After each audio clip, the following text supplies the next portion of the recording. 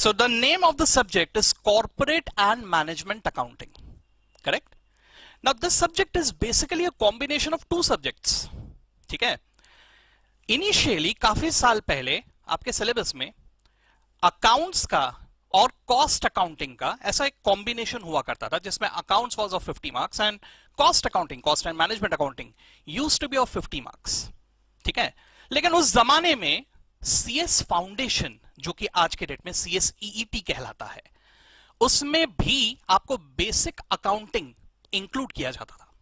लेकिन अभी जैसे कि आप लोग सीएसईईटी क्लियर करके आए हैं, आप लोग देख रहे हैं कि आप लोगों ने अकाउंट्स के बारे में वहां पर कुछ भी नहीं पढ़ा है। आप सीधा अकाउंट्स के बारे में पढ़ने जा रहे हैं एट द एग्जीक्यूटिव लेवल, ठीक है? तो वो जमाने में उस जमाने में 50 मार्क्स का अकाउंट्स, 50 मार्क्स का कॉस्ट एंड मैनेजमेंट अकाउंटिंग हुआ करता था। चलिए व्हाटएवर। सो नाउ वो जमाने से धीरे धीरे आगे बढ़ते बढ़ते एक जमाना ऐसा आया था जब अकाउंट्स 100 मार्क्स का आपका किया गया था और कॉस्ट एंड मैनेजमेंट अकाउंटिंग एक सेपरेट सब्जेक्ट किया गया था ऑफ 100 मार्क्स। ऐसा भी एक जमाना आया, लेकिन फिर पता नहीं अचानक फिर से क्या लगा इंस्टीट्यूट को कि उन्होंने फिर से इसमें चेंज करके इसे वापस मर्ज करके एक सब्जेक्ट बना दिया और नाम दे दिया कॉर्पोरेट एंड मैनेजमेंट अकाउंटिंग, जिसमें 60% syllabus is of corporate accounting and 40% syllabus is of management accounting, ठीक है? तो देखिए आप लोग जो पढ़ने जा रहे हैं इसमें आप पढ़ने जा रहे हैं फाइनेंशियल अकाउंटिंग, लेकिन प्लीज यहां पर ध्यान देने लायक बात यह है कि आपको अकाउंट्स के डिटेल्स कवर अप नहीं किए गए हैं सिलेबस में, ओके? यहां ध्यान देने लायक बात यह है कि यहां इंस्टीट्यूट ये चाहता ही नहीं है कि आप एक इंडिविजुअल की अकाउंटिंग पढ़ो या एक पार्टनरशिप फर्म की अकाउंटिंग पढ़ो या किसी की भी पढ़ो। यहां पर वो सिर्फ एक चीज पे दिलचस्पी रख रहे हैं कि भाई आप लोग कॉर्पोरेट वर्ल्ड से अगर ताल्लुक रख रहे हो तो बस उसी का आपको एक बेसिक अकाउंटिंग आइडिया होना चाहिए, ठीक है? ऑब्वियसली जब आप लोग आगे बढ़ोगे तो अकाउंटिंग के नॉलेज के बगैर आपका नॉलेज कंप्लीट नहीं माना जाएगा, इसलिए यहां पर एक basic understanding point of view से ही आपके सिलेबस में कवर किया गया है। यहां कोई बहुत हाई फाई अकाउंटिंग नहीं है आपके सिलेबस में, ठीक है? दूसरा जो पार्ट आपको नजर आ रहा है management accounting, this is basically cost and management accounting, a combination of this, ठीक है? चलो, सो एज आई सेड कि financial accounting is of 60 marks and cost and management accounting is of 40 marks. थोड़े detail subject के बारे में जानकारी होना जरूरी है। This is a subject of module 2. This is paper number 5. इसमें पूरे 100 मार्क के क्वेश्चंस पूछे जाएंगे एंड ध्यान देने लायक बात यह है कि दिस इज MCQ बेस्ड, ठीक है? MCQ बेस्ड मतलब आपको 60 MCQs पूछे जाएंगे for financial accounting, corporate accounting and 40 MCQs पूछे जाएंगे for cost and management accounting, ठीक है? यहां कोई चॉइस अवेलेबल नहीं है, ये बात ध्यान में रखना है आपको, ठीक है? ऐसा नहीं कि कुछ क्वेश्चंस अगर हमें नहीं आते तो स्किप करके कोई और क्वेश्चन हम लोग देख ले, नॉट पॉसिबल। आपको पूरे 100 क्वेश्चंस अटेम्प्ट करने पड़ेंगे और इसमें खास बात जो है वो ये है कि जैसे कि मैंने कहा 100 क्वेश्चंस है तो each question will be of 1 mark, लेकिन साथ ही साथ तुक्केबाजी नहीं चलेगा, ठीक है? क्योंकि यहां पे नेगेटिव मार्किंग भी है। अगर आप कोई गलत आंसर देते हो तो यहां सीधा -0.25 हो जाएगा, ठीक है? For each wrong answer -0.25, okay? पहला क्वेश्चन आपने सही सॉल्व किया, you get 1 marks. Second question सही सॉल्व किया, you get 2 marks. Third question सही सॉल्व किया, you get 3 marks. Fourth question सही किया, you get 4 marks. Fifth question गलत कर दिया तो 4 में से 0.25 माइनस। Getting that? तो यहां पे तुक्केबाजी बिल्कुल भी नहीं चलने वाला, ओके? चलो ठीक है। So this is the introduction of your subject, okay? इसमें एक एक करके मैं आज जो शुरू कर रहा हूं इसमें I will be focusing on the financial accounting part, okay? चलो ध्यान से।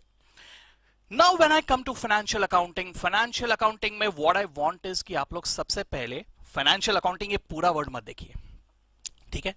Let us first concentrate only on this word, accounting.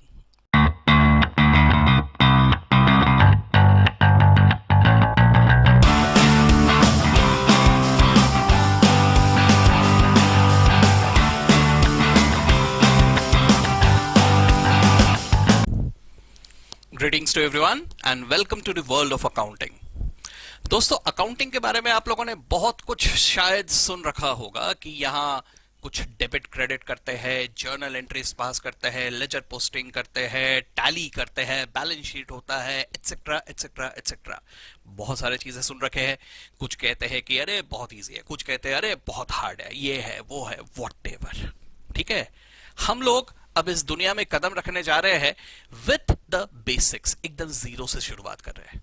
ठीक है, जो इस लेक्चर को देख रहे हैं, इट इज क्वाइट पॉसिबल कि आप लोगों ने पहले भी अकाउंटिंग पढ़ रखा हो। Definitely it is possible. और हो सकता है कि आप लोगों ने शायद पहली बार अभी आपका सामना हो रहा है अकाउंटिंग के साथ। ठीक है, so let me clarify one thing, मैं जीरो से शुरुआत कर रहा हूं। ठीक है, अगर किसी ने नहीं पढ़ा है तो उसके लिए तो ये बेनिफिशियल है ही, लेकिन एट द सेम टाइम अगर किसी ने पढ़ा भी है तो उसके लिए भी बेनिफिशियल है। क्यों?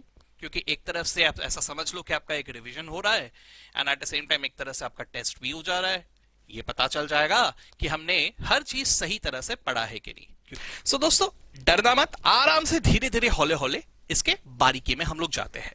अब मैं एकदम से शुरुआत में आपको बहुत सारे जर्नल एंट्रीज, लेजर पोस्टिंग नहीं बताऊंगा। हम सबसे पहले फोकस करेंगे अपनी सोच डेवलप करने में। ठीक है, तो मैं जो शुरुआत करूंगा, ये शुरुआत करूंगा विद द वर्ड अकाउंट, जिसे हम शॉर्टकट में A/C इस तरह से भी लिखते हैं। ठीक है दोस्तों, क्या आप मुझे बता सकते हो कि ये अकाउंट वर्ड का मतलब क्या होता है? एकदम simple, I don't want a technical definition, I just want a simple meaning and I want you guys to participate. ठीक है, तो आप मुझे बता सकते हो ये अकाउंट वर्ड का मतलब क्या होता है? होता क्या है भाई? हम लोग दुनिया भर के ऐसे अकाउंट दिखेंगे, capital account, cash account, bank account, salary account, purchase account, sales account, दुनिया भर के अकाउंट देखेंगे। तो ये अकाउंट होता क्या है? यस, तो दोस्तों अकाउंट का मतलब होता है financial information. Okay, am I clear? Account का मतलब होता है फाइनेंशियल इंफॉर्मेशन। अब ये क्या होता है फाइनेंशियल इंफॉर्मेशन? मतलब क्या? देखो, सबसे पहली बात, अकाउंटिंग के दुनिया में कदम रखने जा रहे हो इतना, इसलिए एक बात तो आपको मालूम ही होगा कि we are talking about money, हम पैसों की बात कर रहे हैं। ठीक है, ओके। अब जब मैं पैसों की बात कर रहा हूं तो पैसों के ट्रांजैक्शंस बहुत सारे होते हैं भाई। कितने वैरायटीज होते हैं? आई डोंट नो, बहुत सारे वैरायटीज होते हैं। ठीक है, अब जब मैं हिसाब किताब मेंटेन रखने जा रहा हूं तो मुझे इन सारे जानकारी का डिटेल मेंटेन करना होता है। ठीक है, तो हर एक जानकारी के लिए we create a separate account. ठीक है, जब मैं कहता हूं कैश अकाउंट, इसका मतलब क्या होता है? कैश से रिलेटेड इंफॉर्मेशन आपको यहां मिलेगा, इस जगह पे मिलेगा। कहां? कैश अकाउंट में। ठीक है, मैं जब कहता हूं सैलरी अकाउंट, तो सैलरी अकाउंट मतलब सैलरी नामक मेरे खर्चे के बारे में, इस अकाउंट के, इस इंफॉर्मेशन के बारे में सब कुछ मुझे यहां नजर आएगा। Getting that? सर यहां नजर आएगा मतलब कहां नजर आएगा? अरे भाई कहीं ना कहीं आप इसे लिखोगे। ठीक है, कहां लिखोगे? आजकल तो कंप्यूटर का जमाना है, सीधा कंप्यूटर में लिख देते हैं, या फिर पुराने जमाने की बात करें तो एक रजिस्टर मेंटेन किया जाता था, वहां लिखते थे। Am I right? तो वहां पर कैसा है? रजिस्टर या कंप्यूटर की दुनिया में कैन आई से वी हैव डिफरेंट पेजेस। ठीक है, अब इन पेजेस को हम लोग कुछ इस तरह के फॉर्मेट में बनाते हैं, डिवाइड करते हैं। You can see a T format here. ठीक है, now what is the importance of this T format? This T format importance is basically because of the double entry system of accounting. ठीक है, जिसमें हम लोग follow करते हैं something called as dual aspect. Sir बहुत भारी भारी भाषा कह रहे हो, घबराओ मत, इन सब की डिटेल में हम लोग अभी जाने वाले हैं। ठीक है, डबल एंट्री सिस्टम सीधा सीधा एक ही बात कहता है कि हर इंफॉर्मेशन में, हर फाइनेंशियल इंफॉर्मेशन में मुझे डुअल एस्पेक्ट नजर आएगा। डुअल एस्पेक्ट कैसा? आप सिंपल सी भाषा में अगर देखोगे तो मैं पैसों के लेन देन की बात कर रहा हूं। अब लेन देन जब मैं कह रहा हूं तो भैया कुछ ले रहा हूं तो कुछ दे भी रहा हूं, ये दो नजरिए हो गए ना। तो हम इन दोनों चीजों को ध्यान में रखते हुए, रिकॉग्नाइज करते हुए लिखते हैं हमारे बुक्स ऑफ अकाउंट्स में। Getting that? तो यहां पर इस पेज को अगर मैं दो हिस्सों में डिवाइड कर दूं तो मैं उस अकाउंट से रिलेटेड दोनों एस्पेक्ट्स को यहां पे लिख सकता हूं। ठीक है, that is basically the reason that page is divided into two parts. इसलिए आपको ये इस तरह का एक टी फॉर्मेट नजर आ रहा है। तो ये टी फॉर्मेट में नजर आने की वजह से क्या हो रहा है, आपका एक पेज दो हिस्सों में डिवाइड हो गया। ठीक है, ये जो लेफ्ट हैंड साइड वाला हिस्सा है इसे हम कहते हैं द डेबिट साइड, ठीक है। लेफ्ट हैंड साइड ना कहते हुए इसे कहते हैं डेबिट साइड। सिमिलरली जो राइट हैंड साइड वाला हिस्सा है इसे हम लोग कहते हैं द क्रेडिट साइड, ठीक है। अब ये डेबिट साइड, क्रेडिट साइड, इस डेबिट क्रेडिट की दुनिया में भी हम लोग कदम रखेंगे, सीखेंगे इसको भी अच्छी तरह से। फिलहाल के लिए इतना समझ लो कि हर अकाउंट का डेबिट साइड या क्रेडिट साइड हमें कुछ ना कुछ मीनिंग बताता है। तो ऐसा समझ लो कि डेबिट क्रेडिट एक तरह का कोड लैंग्वेज है, ठीक है। अगर मैंने किसी अकाउंट को डेबिट किया मतलब वो मुझे कुछ ना कुछ एक मीनिंग बता रहा है और वही मीनिंग हमें अब समझना है, ठीक है। तो देखते हैं धीरे धीरे हौले हौले वो डेबिट क्रेडिट की दुनिया में भी जाएंगे, लेकिन शुरुआत करते हैं फ्रॉम द वेरी बेसिक। तो सबसे पहला काम जब भी हम लोग अकाउंटिंग करने जा रहे हैं, व्हाट इज स्टेप 1? सबसे पहले हमने क्या करना चाहिए? सबसे पहले I will start by recognising the entity, ठीक है। अब ये क्या होता है? एंटिटी रिकॉग्निशन क्या होता है? देखो, एंटिटी अकाउंटिंग की भाषा में जब मैं एंटिटी कह रहा हूं तो ये entity can be any person. It can be a natural person like you and me, it can be an artificial person. Artificial person मतलब लीगल पर्सन, ठीक है। कानून की नजरों में जो पर्सन है, which can be in the form of a company, which can be in the form of a partnership firm, as the case may be a bank, getting that? तो ऐसा कोई भी हो सकता है, ठीक है। लेकिन यहां पर एंटिटी का जो बेसिक इंपॉर्टेंस है जिसमें मैं चाहता हूं कि आप लोग ध्यान दो, वो ये है कि हमें सबसे पहले ये सोच लेना है कि हमें किसके नजरिए से सोचना है। What do you mean by that? Think about it. देखो, सपोज कि मैंने आपको 10,000 रुपए दिए, ठीक है। अगर आप मेरे पॉइंट ऑफ व्यू से सोच रहे हो, then I think you will say that this is a transaction of payment. मैंने आपको 10,000 दिए ना। लेकिन यहां अगर आप अपने पॉइंट ऑफ व्यू से सोच रहे हो, देन कैन आई से कि आप कहोगे कि this is a transaction of receipt, है ना? क्यों? क्योंकि आपको पैसे मिल रहे हैं, सीधी सी बात है। तो आपको सबसे पहले मेरे ख्याल से ये क्लियर करना होगा ना कि आपको सोचना किस पॉइंट ऑफ व्यू से है, मेरे पॉइंट ऑफ व्यू से कि आपके पॉइंट ऑफ व्यू से। Getting that? तो एंटिटी रिकॉग्निशन इसी इंपॉर्टेंस को कवर अप करता है कि मुझे सोचना किसके पॉइंट ऑफ व्यू से है, ठीक है। अब हम लोग जो भी बिजनेस कैरी ऑन कर रहे हैं, हम लोग उस बिजनेस के पॉइंट ऑफ व्यू से सोचते हुए करेंगे। ये business can be in any form, like it can be business of an individual, जिसे हम लोग कहते हैं अ सोल प्रोप्राइटरशिप कंसर्न, या you can also create a company, ठीक है। या एक हिंदू अनडिवाइडेड फैमिली की फॉर्म में बिजनेस हो सकता है। Business can be in the form of a partnership firm, business can be in the form of an LLP, etcetera etcetera, ठीक है। ओके, तो सबसे पहला काम क्या हो गया? हमें रिकॉग्नाइज करना है who is the entity and why are we recognising that, क्योंकि मुझे यह समझ लेना है कि मुझे किसके पॉइंट ऑफ व्यू से सोचना है, ठीक है। Now, once you have identified the entity, the next step is to identify transactions and events. Now, these are the typical words जो हम accounting की दुनिया में use करते हैं। इनका मतलब क्या होता है? जरा इस पे फोकस करते हैं। So there are two words, transactions, events, one by one. सबसे पहले transactions. What do you mean by transaction? अगर मैं अंग्रेजी में कहूं तो transaction simply means a business deal. What did I say? A simple business deal between two or more persons. ठीक है, कहने का मतलब सिंपल भाषा में समझते हैं। देखो, दो लोग हैं, दोनों के बीच में किसी भी तरह का लेन देन हुआ, ठीक है। लेन देन हुआ मतलब इमेजिन करो, हम किसी दुकान में गए, मैंने वो दुकान से कोई सामान खरीदा, बदले में मैंने उसे पैसे दे दिए, लेन देन हुआ। आगे वाले ने मुझे कुछ सामान दिया, मैंने उसे पैसे दिए, this is a transaction. Getting that? या मैं किसी एक प्रोफेशनल के पास गया, professional is giving me some kind of service, against that I am giving him his fees, या जो भी पैसे मैं दे रहा हूं। तो मुझे सर्विस मिला, बदले में मैंने उसे पैसे दिए। दो लोग हैं, दोनों के बीच में लेन देन हुआ, this is also a transaction. Getting that? So what do you mean by a transaction? Any kind of business deal between two or more persons, जहां पे दोनों एक दूसरे के लिए कुछ ना कुछ कर रहे हैं, ठीक है, कोई ना कोई लेन देन हो रहा है। Is it clear? This is a simple definition of transaction. Okay? चलो ठीक है। तो हम लोग ध्यान रखेंगे कि कौन से ऐसे कितने अलग अलग तरह के ट्रांजैक्शंस हुए, लेकिन इसके साथ साथ हम दिलचस्पी इवेंट्स पे भी रखते हैं। Now what do you mean by an event? ठीक है, अकाउंटिंग की दुनिया में इवेंट का क्या मतलब होता है, आराम से इसको भी समझने की कोशिश करते हैं, ठीक है।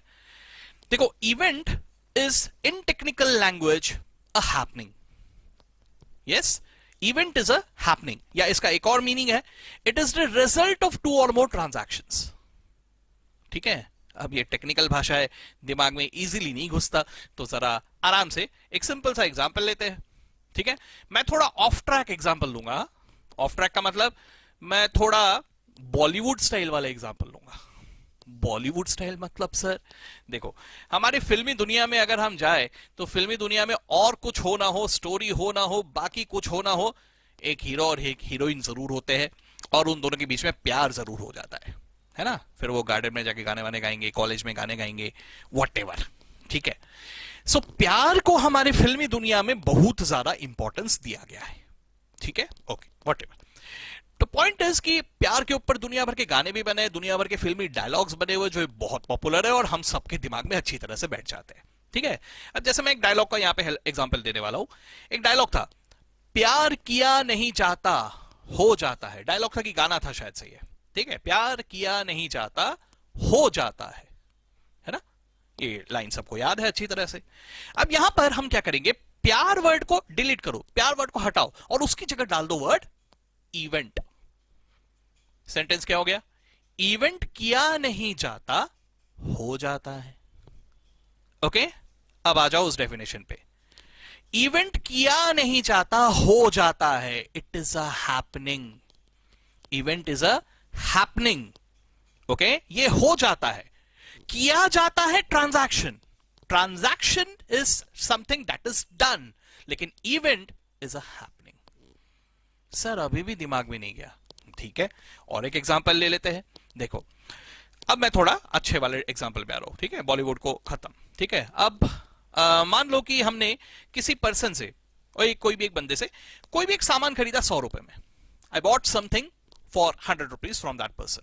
ठीक है, नाउ ट्राई टू अंडरस्टैंड. यहां पे दो लोग इन्वॉल्व है, दोनों के बीच में लेन देन हुआ. कैन आई से this is a transaction? Yes. अब हुआ क्या कि ये जो मैंने चीज खरीदा, इसमें कोई और बंदा दिलचस्पी रखता है, वो इसे खरीदना चाहता है, तो वो मेरे पास आया, अरे आपके पास ये मुझे चाहिए यार. बोला ठीक है, मैं आपको बेच दूंगा, 150 रुपए लगेंगे. I will sell that to you for 150 bucks. Okay, ठीक है. सो द पॉइंट इज कि अब यहां पर भी एक दो लोग इन्वॉल्व है, दोनों के बीच में लेन देन हुआ. उसने मुझे पैसे दिए, मैंने उसे वो सामान दिया. Correct, this is also transaction. ठीक है. कैन आई से नाउ, ये दो ट्रांजैक्शन जो मैंने आपको कहा, इन दोनों ट्रांजैक्शन को अगर हम एक साथ देखें तो कुछ हुआ. देखो मैं फिर से बता रहा हूं, मैंने 100 रुपए में कुछ खरीदा और मैंने आगे वाले बंदे को यही चीज 150 रुपए में बेच दिया. ठीक है, ये दोनों ट्रांजैक्शन की वजह से कुछ हुआ. क्या हुआ? कैन आई से प्रॉफिट हुआ, 50 रुपीज का प्रॉफिट. करेक्ट, तो this 50 rupees profit is an event. जरा ध्यान से देखना, दो ट्रांजैक्शंस की वजह से ये हुआ, दिस इज अ हैपनिंग. या एक और जो मैंने मीनिंग आपको कहा था, event is nothing but the result of two or more transactions. ये जो दो ट्रांजैक्शंस हुए, इन दोनों ट्रांजैक्शन का result is an event. Profit हो गया. Are you getting that? Event के और भी एग्जांपल्स है, जैसे फॉर एग्जांपल मैंने अभी प्रॉफिट कहा, लॉस. अब जैसे फॉर एग्जांपल आपके फैक्ट्री में कुछ सामान पड़ा हुआ था, अनफॉर्चुनेटली आग लग गया, सब जल गए, नुकसान हो गया, लॉस हो गया. ठीक है, अब कोई जानबूझ के फैक्ट्री में आग लगाएगा क्या? नहीं ना, ये हो गया. Another thing happened. So this happening is also something of importance to us. So this will be called as an event.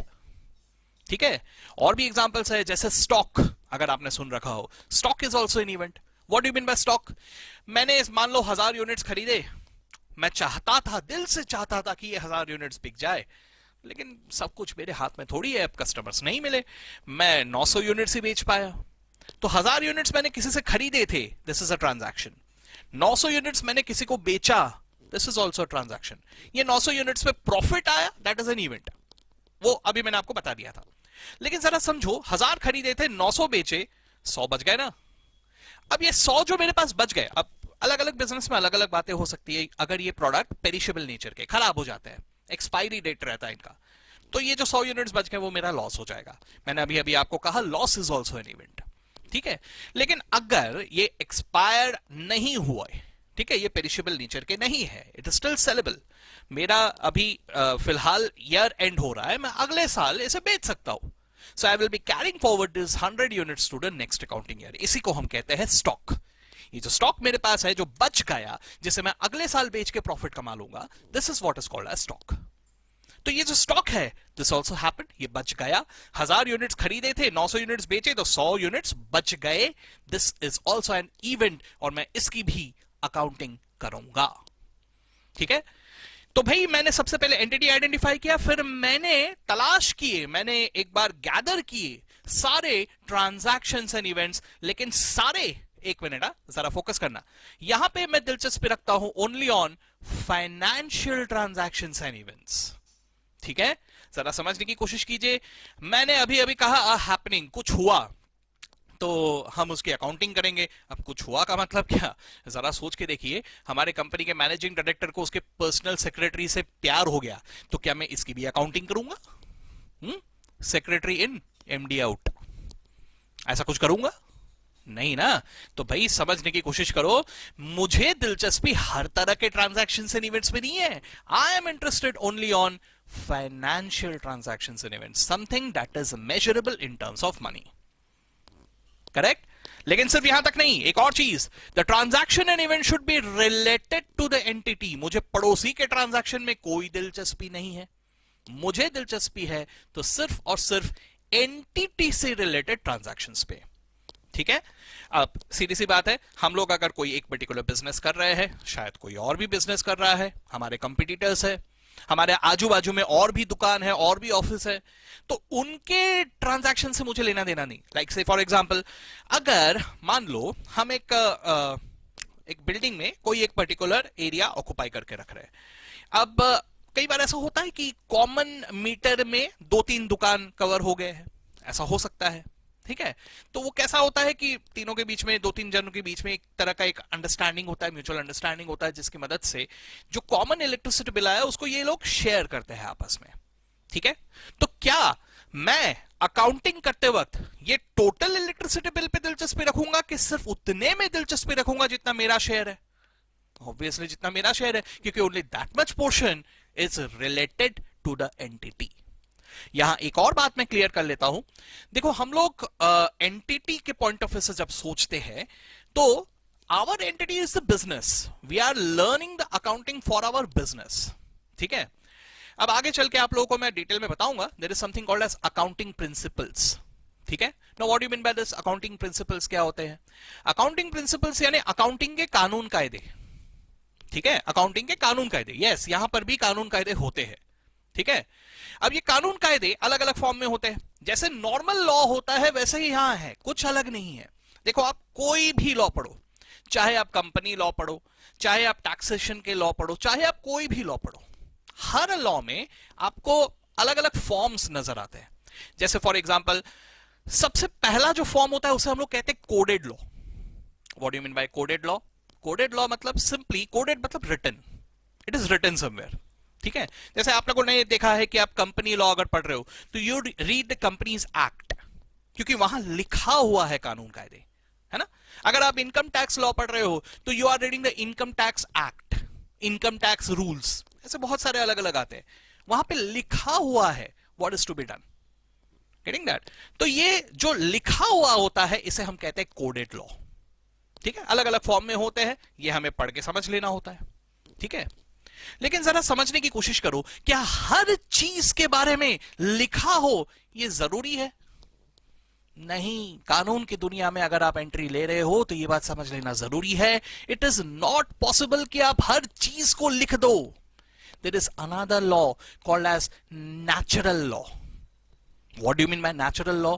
अगर किसी चीज के बारे में कुछ नहीं लिखा है, then we have to understand what's natural. क्या नेचुरल है? नॉर्मली सब लोग क्या करते आ रहे हैं? अब यहां पे अलग अलग बातें हो सकती है। नेचुरली क्या होता है, या हमेशा से हमारे पूर्वजों के जमाने से क्या फॉलो करता आ रहा है। अगर हमेशा से जो एक ट्रेंड फॉलो होता आया है तो वही फॉलो हम अब भी करेंगे, नेचुरल लॉ। ठीक है। अब देखो, मैं ऐसे लॉ नहीं, लेकिन एक सिंपल सा एग्जांपल देता हूं। जरा सोच के देखो, ऐसे हमारे डे टू डे लाइफ में भी हम लोग बहुत सारे कल्चर्स फॉलो करते हैं, ठीक है। क्यों फॉलो करते हैं? This is not written anywhere, लेकिन वी जस्ट फॉलो इट। और ऐसा क्यों करते हैं? क्योंकि भाई हमने देखा हमारे मम्मी पापा कर रहे हैं, उनके मम्मी पापा भी करते थे, और ये हमेशा से सब लोग फॉलो करते हैं, पूरी सोसाइटी फॉलो कर रही है, हम भी कर रहे हैं। एग्जाम्पल देखो, होली नामक फेस्टिवल आया तो हम लोग कलर्स लगाते हैं, गुलाल वगैरह लगाते हैं। अब मुझे बताइए कहां लिखा है ये? Is there any act, holy act पढ़ा है कहीं ऐसा? नहीं ना। लेकिन फिर भी हम लोग रंग लगाते हैं। क्यों लगाते हैं? क्योंकि ये सोसाइटी में सब करते हैं भाई, हम भी कर रहे हैं। Getting that? सो ऐसे जो होते हैं ये हमारे अकाउंटिंग की दुनिया में भी आते हैं। अकाउंटिंग की दुनिया में भी जब हम लोग देखते हैं तो कुछ लॉ, कुछ कानून कायदे हमें लिखे हुए नजर आएंगे। अब ये कैसे लिखे हुए रहते हैं? These are in the form of accounting concepts. पढ़ोगे आप लोग आगे चल के अकाउंटिंग कॉन्सेप्ट्स। या एक चीज के बारे में आई एम श्योर आप लोगों ने सुन रखा होगा, अकाउंटिंग स्टैंडर्ड्स। सुना है कभी आपने? ठीक है। तो ये जो स्टैंडर्ड्स, कॉन्सेप्ट्स, ये सब जो हो गए, ये हो गए कोडेड लॉ, ये लिखे हुए। So we have to read and we have to follow it. ठीक है। एक और तरह से आ सकता है, there can be something called as accounting convention. Convention क्या होता है? कन्वेंशन मींस ये जो मैंने आपको कहा ना अभी अभी, नेचुरल लॉ। मतलब अकाउंटिंग की दुनिया में भी कुछ कुछ बातें ऐसे हैं जो हमेशा से सोसाइटी में, अकाउंटिंग सोसाइटी में फॉलो होता आ रहा है, तो हम भी फॉलो करेंगे। जैसा हमेशा से होता आया है वैसा ही हम भी करेंगे। इसी को हम कहते हैं अकाउंटिंग कन्वेंशन। अब यहां पे कुछ लोग ये मुझे जरूर कहेंगे कि सर हमारे टेक्स्ट बुक में तो ये लिखा है ना, या आपके नोट्स में तो ये लिखा है ना, हमारे मॉड्यूल में तो ये लिखा है ना, तो ये कोडेड लॉ नहीं हो गया क्या? अरे बाबा, कहां लिखा है वो भी मैटर करता है। ठीक है। एक्ट और हमारे टेक्स्ट बुक दोनों सेम थोड़ी हो गए। Act is made by an authority, notes can be made by anyone. मैं भी बना सकता हूं, कोई और भी बना सकता है। Getting that? तो वो अलग चीज हो गया, ये लिखना अलग होता है। ठीक है। So whatever accounting concept, accounting standard, accounting conventions, ये सब चीजें मिला के बनते हैं अकाउंटिंग प्रिंसिपल्स की दुनिया। और माय डियर फ्रेंड्स, आप लोगों ने ना सबसे पहले इसी चीज पे फोकस करना चाहिए। देखो मैं एक बात आपको बता देता हूं, What I've seen is, मैंने जनरली देखा है कि जो भी अकाउंट्स पढ़ते हैं वो लोग ये जानते हैं कि उनको डेबिट क्रेडिट करना होता है, और वो लोग सीधा सीधा डेबिट क्रेडिट के रूल्स पढ़ लेते हैं, मगअप कर लेते हैं, एक फॉर्मूला की तरह अप्लाई करते हैं, टैली करते हैं, काम खत्म। अरे यार क्या कर रहे हो आप लोग? ये this is not a proper way. ठीक है। Try to understand, if you really want to learn accounting, then सबसे पहले अपनी सोच को डेवलप करो। Getting that? और वो सोच डेवलप करने के लिए सबसे पहले पढ़ना जरूरी है accounting principles and not debit credit. देखो मैंने भी अभी जब शुरू किया, मैंने डेबिट क्रेडिट पे ज्यादा ध्यान नहीं दिया है ना। सो यही हम लोग क्लास में भी करेंगे। हम लोग सबसे पहले अकाउंटिंग प्रिंसिपल्स को अच्छी तरह से पढ़ेंगे, भले ही वो मेरे किताब में कितने भी डिटेल में लिखा हो, कम डिटेल हो, ज्यादा डिटेल हो, व्हाटएवर, लेकिन जितनी जानकारी हमारे दिमाग में स्टोर्ड होना चाहिए वो होना ही चाहिए। ठीक है। तो हम लोग सबसे पहले उस बात पे फोकस करेंगे, अकाउंटिंग प्रिंसिपल्स को देखेंगे अच्छी तरह से, जिससे हमारी सोच डेवलप होगी। और एक बार हमारी सोच डेवलप हो गई तो डेबिट क्रेडिट करना कोई बड़ी बात नहीं है, आराम से कर लोगे। ठीक है। चाहे आप कॉमर्स बैकग्राउंड के हो, चाहे आप साइंस बैकग्राउंड के हो, सही तरह से अगर आगे बढ़ोगे तो ये कोई बड़ी बात नहीं है, आराम से हो जाता है। Getting that? जो लोग आगे चल के अटकते हैं ना, वो इसीलिए अटकते हैं क्योंकि ये बेस कहीं ना कहीं कमजोर रह गया। बेस कमजोर रहेगा तो आगे चल के गाड़ी तो अटकेगी ही ना। तो हम लोग पहले बेस को पक्का करेंगे, उसके बाद ही हम लोग जर्नी को आगे बढ़ाएंगे। ओके, चलो ठीक है। तो ये बात क्लियर हो गया। सबसे पहले हम आइडेंटिफाई कर रहे हैं हु इज द एंटिटी, किसके पॉइंट ऑफ व्यू से सोचना है, उस एंटिटी से रिलेटेड और फाइनेंशियल नेचर वाले हम ट्रांजैक्शन एंड इवेंट्स को गैदर कर रहे हैं। ठीक है। ये गैदर हो गया तो इसके बाद क्या करेंगे? इसके बाद इसकी अकाउंटिंग करेंगे हम। ठीक है। So now I am coming to the basic meaning of accounting. ठीक है। लेकिन हाँ, उसमें बेसिक मीनिंग में जाने से पहले मैं एक और खास बात आप लोगों को बता देना चाहता हूं, जरा ध्यान देना। अकाउंटिंग के जरिए क्या हो रहा है जरा ध्यान से देखो। कहने से कि जो भी हम लोग बिजनेस कर रहे हैं, ये बिजनेस में अकाउंटिंग के जरिए हम लोग अलग अलग फाइनेंशियल इंफॉर्मेशन यूजर्स तक पहुंचा रहे हैं। कैन आई से सो? फाइनेंशियल इंफॉर्मेशन यूजर्स तक पहुंचा रहे, ये है कम्युनिकेशन, है ना? Hence, I am coming to a very, very important line, and that is accounting is the language of business. Accounting is the language of business. अब what do you mean by language? Language क्या होता है? जरा सोच के देखिए. Language is a medium of communication. Can I say so?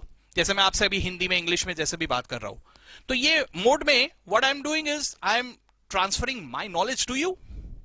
Getting that? अब ये जो हो रहा है, इस प्रोसेस में एक चीज बहुत जरूरी होता है, try to understand, and that is something called as harmonisation. What do you mean by that? Harmonisation मतलब ये कि मैं जिन शब्दों का इस्तेमाल कर रहा हूं, उनका जो मीनिंग मैं जानता हूं वही मीनिंग आप भी जानते हो. Getting that? ये हार्मोनाइजेशन क्यों इंपॉर्टेंट है? क्योंकि जरा सोच के देखो, मैं जो वर्ड्स यूज कर रहा हूं उनका जो मीनिंग मैंने पढ़ा है, मान लो मेरे पास एक अलग डिक्शनरी था, मैंने एक अलग डिक्शनरी से पढ़ा, आपने एक अलग डिक्शनरी पढ़ा है. जो वर्ड मैं जो सोच रहा हूं मीनिंग है, आपके डिक्शनरी में कुछ और ही मीनिंग लिखा हुआ है. फिर जो मैं आपको कहूंगा वही मीनिंग आप समझ पाओगे क्या? नहीं ना. सो एज अ रिजल्ट, सबसे पहले हार्मोनाइजेशन यानी सेम मीनिंग सबके दिमाग में होना जरूरी है. That is the role of accounting principles. हम अकाउंटिंग प्रिंसिपल्स के जरिए पहले कॉमन सोच डेवलप करेंगे, उसके बाद ही हम आगे बढ़ पाएंगे ताकि प्रॉपर कम्युनिकेशन हो पाए. Getting that? ठीक है. आज के लेक्चर में हम लोग बहुत ज्यादा चीजें डिस्कस ना करते हुए सीधा अभी मैं एक इंपॉर्टेंट बात पे आ जाता हूं, and that is the definition of accounting. ठीक है? नॉर्मली स्पीकिंग इसको सब लोग मगअप करके जाते हैं. ठीक है? आप लोग जितना मैंने अभी तक आपको समझाया है, मैं उम्मीद कर रहा हूं कि शायद इसकी मदद से आप ये डेफिनेशन ना ऐसे ही आपको याद हो जाएगा, आपको रटने की जरूरत ही नहीं पड़ेगी. ठीक है? चलिए देखते हैं. What do you mean by accounting? Accounting is an art of. Accounting में हम क्या करते हैं? अकाउंटिंग में हम करते हैं सबसे पहले recording, then classifying, and then summarizing. ठीक है? What do you mean by accounting? Recording, classifying, summarizing. क्या? Transactions and events which are of part at least of financial character या मॉनेटरी कैरेक्टर. ठीक है? उसके आगे एक और चीज है जो मैंने वहां पे लिखा नहीं है, and communicating the results. Communication करना. ठीक है? बात को समझो आराम से. ये डेफिनेशन जो मैंने कहा है, ये definition is one of the most widely accepted definition given by AICPA. AICPA क्या है? American Institute of Certified Public Accountants. ठीक है? खैर, फुल फॉर्म अभी रहने दो. व्हाट आर वी डूइंग इन अकाउंटिंग? अकाउंटिंग में हम क्या कर रहे हैं? हम लोग कर रहे हैं रिकॉर्डिंग, क्लासिफाइंग, समराइजिंग. ठीक है? क्या? Transactions and events which are of part at least of financial character. ठीक है? अब ये फाइनेंशियल कैरेक्टर समझ में आ गया, मॉनेटरी नेचर वाले. ठीक है? ट्रांजैक्शंस एंड इवेंट्स समझ में आ गया. अब इन सब चीजों को गैदर करके हम क्या कर रहे हैं? अकाउंटिंग कर रहे हैं. अकाउंटिंग कर रहे हैं मतलब क्या कर रहे हैं? इन ट्रांजैक्शंस एंड इवेंट्स को सबसे पहले हम रिकॉर्ड कर रहे हैं. How do we record? Record किया जाता है by passing a journal entry. Getting that? Record किया जाता है by passing a journal entry. So we have to learn how to pass a journal entry. यहां आता है the role of debit and credit. ठीक है? डेबिट एंड क्रेडिट, जैसा कि मैंने अभी अभी आपको कहा, accounting is the language of business.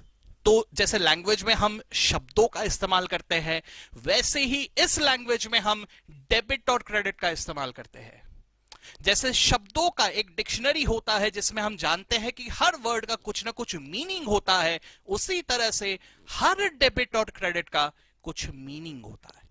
So debit and credit is basically, I will say, like a code language. ठीक है? मैंने कौन से अकाउंट को डेबिट किया, मैंने कौन से अकाउंट को क्रेडिट किया, ये मुझे कोई एक मीनिंग बता रहा है. So we have to learn that meaning. We don't have to mug it up. Mug up करके कोई फायदा नहीं, मतलब ही नहीं समझ पाए, बस सेंटेंस रट्टा मार के चले गए. इट इज लाइक बचपन में स्कूल के जब वो एसेस वगैरह पूछे जाते थे हम लोग को स्कूल में, तो बहुत सारे जनों को मैंने देखा है एसएस तक पूरा मगअप करके जाते थे. आई होप आपने ऐसा नहीं किया हो, लेकिन आई डोंट नो, मैं ये हमेशा से मेरे दिमाग में एक क्वेश्चन मार्क रहता था, हाउ कैन यू मगअप इन ऐसे. ऐसे मेरे हिसाब से तो हमेशा एक ऐसी चीज है जो मन से बना के कुछ लिखना है मुझे. ठीक है? तो मैं तो हमेशा ऐसे मन से बना के लिखा करता था, लेकिन दोस्तों में मैंने देखा है कि वो लोग मगअप करके सीधा उगल के आ जाते थे, लिख देते थे सीधा सीधा. No, how can that be done? तो वो गलत है, जैसे वहां गलत है वैसे यहां भी गलत है। आप याद करके चले जाओगे, समझ में कुछ नहीं आ रहा, that's wrong. So you need to understand, ठीक है। तो हम लोग वो देखेंगे, डेबिट एंड क्रेडिट की दुनिया में भी आएंगे। सो सबसे पहला क्या होता है, recording which is done in the form of journal entries. Next step is classification. Classification is done in the form of something called as ledger posting. So how the ledger posting is done? What is the importance of that? Ledger posting से मुझे क्या information पता चल रहा है और मैं क्या इंफॉर्मेशन पास ऑन कर रहा हूं, ये समझना जरूरी है। Getting that? सिर्फ ऊपर ऊपर से नहीं, अब आप प्रोफेशनल दुनिया में आ गए हो। ऊपर ऊपर से देखना मतलब जर्नल एंट्री है ना, तो सीधे सीधे लेजर में इधर लिखो टैली करो, खत्म। That is what 11th-12th students also do, ठीक है। लेकिन आप लोगों को इस दुनिया के थोड़ा ऊपर जाना है, since you are entering the professional world. Entering क्या, यू हैव एंटर्ड, ठीक है। सो एज अ रिजल्ट आपको इसके डिटेल में जाके इसको समझना होगा। Getting that? और ऊपर से एमसीक्यू बेस्ड पेपर्स है, तो एमसीक्यू बेस्ड पेपर में तो थोड़ा पूछेंगे ही ना, ये सब चीजों के बारे में थोड़ा घुमा फिरा के तो पूछेंगे ही आपको। हमारे इंडिया में जो एग्जाम्स होते हैं इसमें थोड़े घुमा फिरा के क्वेश्चंस पूछने का कल्चर है ना, तो हमें उस तरह की तैयारी रखनी होगी। ओके, तो क्लासिफिकेशन, तो पहले हम जर्नल एंट्रीज पास करेंगे, फिर हम लेजर पोस्टिंग करेंगे और आखिर में हम लोग करेंगे समराइजिंग, ठीक है। Now what do you mean by summarising? Summarise करना सिंपल मीनिंग क्या है, जो बहुत सारे डिटेल्स जो होते हैं ना उसको शॉर्ट करते हैं। तो देखो ये क्या है, इसको समझने की कोशिश करो। जब हमारे सामने ट्रांजैक्शंस एंड इवेंट्स आते हैं, हम शुरुआत करते हैं with the detailed accounting by passing journal entry for each and every transaction and posting that in the ledger. Journal entries and ledger posting is done in detail, पूरा detail maintain करते हैं। लेकिन समझने की कोशिश करो, हर बंदा, हर यूजर डिटेल में दिलचस्पी नहीं रखता। अब जैसे फॉर एग्जांपल हम अपनी अगर बात करें तो हमें तो डिटेल अकाउंटिंग चाहिए, क्योंकि हम लोग प्रॉफिट्स जानना चाहते हैं, सब कुछ जानना चाहते हैं, तो हमारे लिए डिटेल अकाउंटिंग जरूरी है। लेकिन एक बात सोच के देखो, हम एक बैंक के पास गए लोन मांगने, ठीक है। अब वो लोन मांग रहे हैं, उसको हमारे अकाउंटिंग रिकॉर्ड स्टडी करने हैं। उसने बोला अकाउंटिंग रिकॉर्ड्स दिखाओ, तो हमने जर्नल जितने थे सब जाके उसको दे दिए, लेजर जितने थे सब जाके उसको दे दिए, ये मोटे मोटे पोथी दे दिए। तो बैंक वाला देख के सोचेगा ये भाई इतना पढ़ना होता है तो मैं सीएस नहीं कर लेता। प्रॉब्लम है ना यार, इतना थोड़ी पड़ेगा वो। So he is basically interested in the summary. Getting that? तो आखिर में हम लोग समराइज करते हैं, क्योंकि बहुत सारे जन सिर्फ समराइज डेटा में ही दिलचस्पी रखते हैं। You must have heard about the annual reports. तो एनुअल रिपोर्ट्स में जो फाइनलाइजेशन किया जाता है, that is also done in the form of summary. उसमें वो समरी लिखा जाता है, पूरा डिटेल अकाउंटिंग नहीं लिखा जाता उसमें, ठीक है। तो समरी अकाउंटिंग वर्ल्ड में क्या नाम से बुलाएंगे हम लोग समरी को? यस कुछ लोगों के दिमाग में आएगा सर समरी बोले तो ट्रायल बैलेंस। ओके, आपका जवाब सही भी नहीं है और गलत भी नहीं है, दोनों ही है। सर ऐसा कैसे, दोनों कैसे? देखो ट्रायल बैलेंस में भी एक तरह का समरी होता है, आई एग्री, लेकिन प्रॉब्लम क्या है मैं आपको बताता हूं। ट्रायल बैलेंस के नाम के शुरुआत में क्या है? ट्रायल। Getting that? तो ये आपके बुक्स ऑफ अकाउंट्स का हिस्सा ही नहीं है। Yes, try to understand. आप जैसे फॉर एग्जांपल एक रजिस्टर में अपने सब्जेक्ट का एक रजिस्टर आपने बनाया है, आई होप कि आपने एक फेयर रजिस्टर बनाया है, ठीक है। क्योंकि मैं बॉयज की आदत जानता हूं, यहां पर एक रफ रजिस्टर में सब सालों साल चल जाता है, तो ऐसा ना हो, आई होप यहां पर एटलीस्ट थोड़ा इंपॉर्टेंस देना। गर्ल्स को तो बोलने की ही जरूरत नहीं, चाहे कुछ हो ना हो वो बराबर फेयर रजिस्टर मेंटेन करते हुए चलते हैं, आई नो दैट, ठीक है। भले ही वो पेजेस भरे या ना भरे, लेकिन एक रजिस्टर जरूर बनता है नया, व्हाटएवर। तो पॉइंट ये है कि हमें ऐसे रजिस्टर में आप लोग एक last page generally speaking rough work के लिए रखते हो, है ना। अब उसमें रफ वर्क की जगह और भी बहुत सारे वर्क होते हैं, वो मुझे मालूम है, ठीक है। जब बोरिंग क्लास चल रहा होता है तो हम लोग बहुत कुछ करते हैं वहां पे। सो खैर whatever, so that is the rough work, rough page होता है ना। तो trial balance is exactly like that. ये आपके फेयर बुक्स ऑफ अकाउंट्स का हिस्सा है ही नहीं। This is prepared in rough, अलग से एक पेज में बनाया जाता है। Getting that? So if that is the case then I can't give it that much importance. इसलिए जब मैं समराइज कह रहा हूं अकाउंटिंग की डेफिनेशन में, I can't take trial balance as the answer, ठीक है। तो what is the correct answer? Summarise करना मतलब you must have heard about final accounts So summary is done in the form of final accounts. Trading account, P&L account, balance sheet, that is what is called as final accounts. ठीक है? Okay. So what is accounting? Accounting में हम लोग क्या कर रहे हैं? हम लोग रिकॉर्ड कर रहे हैं, फिर क्लासिफाई कर रहे हैं, फिर समराइज कर रहे हैं. चाहे ये इंडिविजुअल हो, चाहे ये HUF हो, चाहे ये पार्टनरशिप फर्म हो, चाहे ये कंपनी हो, चाहे ये कोई भी हो, हम इनसे रिलेटेड सारे फाइनेंशियल ट्रांजैक्शंस एंड इवेंट्स को गैदर करेंगे, फिर उनको रिकॉर्ड करेंगे, जर्नल एंट्री पास करके, लेजर पोस्टिंग करेंगे एंड आखिर में फाइनल अकाउंट्स बनाएंगे. That's it. ठीक है? So this is what is accounting. Okay, अब हमारा आगे चल के फोकस क्या होगा? कॉर्पोरेट वर्ल्ड यानी कंपनी कैसे जर्नल एंट्रीज पास करते हैं, जैसे बाकी सब पास करते हैं वैसे ही करते हैं. कैसे लेजर पोस्टिंग करते हैं, भाई जैसे सब लोग करते हैं वैसे ही करते हैं. कैसे फाइनल अकाउंट्स बनाते हैं, सर जैसे सब लोग बनाते हैं वैसे ही बनाएंगे. हाँ, लेकिन यहां पर थोड़ा सा अपने को डिटेल में जाना होगा, क्योंकि we have a Companies Act, है ना. तो कंपनीज एक्ट हमें कहता है कि भाई आपको इस तरह से ये डिटेल मेंटेन करने हैं, तो हमें वो फॉलो करना होगा. ठीक है? So we need to learn what is the format, how the presentation is to be made, और वो तरीके से ही हमें उसे बनाना होगा. ओके, बात गया दिमाग में एवरीवन? चलो, ये डेफिनेशन भी आई होप अच्छी तरह से याद हो गया. Accounting is an art of क्या? Recording, classifying, summarizing. क्या? Transactions and events which are of part at least of financial character, और जो नहीं लिखा है, and communicating it to the users. Okay, चलो, अगर ये डेफिनेशन आपके दिमाग में बैठ गया, excellent, I succeeded. Okay, yes. And finally आज के सेशन को खत्म करने से पहले, ये जो अकाउंटिंग जो मैंने आपको कहा, इसे अगर मैं पेड़ की तरह देखता हूं, तो इसके बहुत सारे अलग अलग ब्रांच होते हैं, जिसे हम सब फील्ड्स ऑफ अकाउंटिंग नाम से भी पुकारते हैं. ठीक है? सो किताबी दुनिया में तो बहुत सारे होते हैं, लेकिन अगर हम लोग रियलिस्टिक वे में देखें तो there are mainly 3 branches of accounting. अब इस पेड़ में आपको 4 नजर आ रहा है, क्योंकि मुझे 3 ब्रांच वाला मिला नहीं इमेज, तो मैंने यही यूज कर लिया. तो whatever, there are 3 branches of accounting. पहला जो ब्रांच है वो है फाइनेंशियल अकाउंटिंग, जो हम लोग यहां पे फोकस करने जा रहे हैं. ठीक है? दूसरा ब्रांच है कॉस्ट अकाउंटिंग, तीसरा ब्रांच है मैनेजमेंट अकाउंटिंग. फाइनेंशियल अकाउंटिंग किस चीज पे डील करता है? अभी अभी हमने जो देखा, इसका बेसिक शुरुआत ही होता है फाइनेंशियल अकाउंटिंग से. अकाउंटिंग की शुरुआत ही होती है फाइनेंशियल अकाउंटिंग से. तो हम लोग क्या कर रहे हैं? फाइनेंशियल अकाउंटिंग में फोकस कर रहे हैं ट्रांजैक्शंस एंड इवेंट्स के फॉर्म में इंफॉर्मेशन, फाइनेंशियल इंफॉर्मेशन को गैदर करके उसे सिस्टमेटिक तरीके से कैसे रिकॉर्ड करना, क्लासिफाई करना, समराइज करना. This is what we are focusing at when we are talking about financial accounting. ठीक है? अब मैं कॉस्ट एंड मैनेजमेंट अकाउंटिंग की अगर बात करूं, तो उसको अभी रुकते हैं. कॉस्ट एंड मैनेजमेंट अकाउंटिंग की दुनिया में हम कल जाएंगे. ठीक है? कल का जो सेशन है, इसमें मैं फोकस करूंगा on cost and management accounting part. ठीक है? होपफुली जो कुछ भी मैंने आपको बताया फाइनेंशियल अकाउंटिंग के बारे में, इससे कुछ काम का हमारे दिमाग में गया, कुछ सीखने मिला. ठीक है? चलिए, कल के सेशन में कॉस्ट एंड मैनेजमेंट अकाउंटिंग के साथ आगे बढ़ेंगे. ओके, फिलहाल गुड बाय.